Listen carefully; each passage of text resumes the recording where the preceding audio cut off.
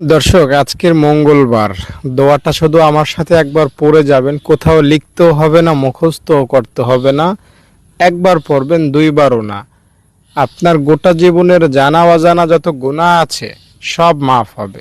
ছোট গুনার কথা বলছি না, বড় বড় গুনাহ, যেমন মিথ্যা বলেছেন, হিংসা করেছেন, নামাজ পড়েন না, রোজা রাখেন না, সুদ খাইছেন, এই রকমের মারাত্মক ভয়ঙ্কর লেভেলের গুনাহের কথা আমি আপনাকে জানাচ্ছি। ইনশাআল্লাহ এই দোয়াটা এতই অ্যাকশনে ভরপুর, যেই পড়বে সাথে সাথে অ্যাকশন। এই দোয়াটা যদি আজকে ফেরাউনও পাঠ করত, ফেরাউনের গুনাহ আল্লাহ মাফ করে দিতেন। তাই আপনি তো ফেরাউন না, ফেরাউনের মতো তো গুনাহ আপনার নাই। আপনাকে আল্লাহ তাআলা নিশ্চিতভাবে ক্ষমা করবেন।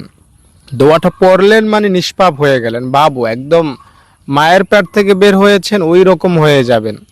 হাদিস শরীফে এসেছে, নবীজি বলেছেন, 5 বার যদি কেউ গোসল করে তাহলে তার শরীরে যেমন ময়লা থাকতে পারে না, 5 ওয়াক্ত নামাজ পড়লে তার কোনো গুনাহ থাকতে পারে না। আরেকবার নবীজি একটা শুকনো ডাল ঝাড়লেন সাহাবীদের সামনে, সব পাতা একটা একটা করে পড়ে যাইতে লাগলো। তো নবীজি বললেন যে বান্দার গুনাহকেও আল্লাহ তাআলা এভাবে আমলের উসিলায় মাফ করে দেন, সব গুনাহ ঝরে পড়ে যায়।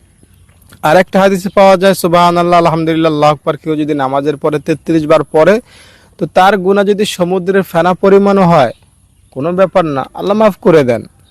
তো আল্লাহ তাআলা বান্দার গুনাহ কয়টা ওদিকে তাকান না, আল্লাহ তাআলা বান্দার দিকে তাকাইয়া বান্দাকে ক্ষমা করে দেন।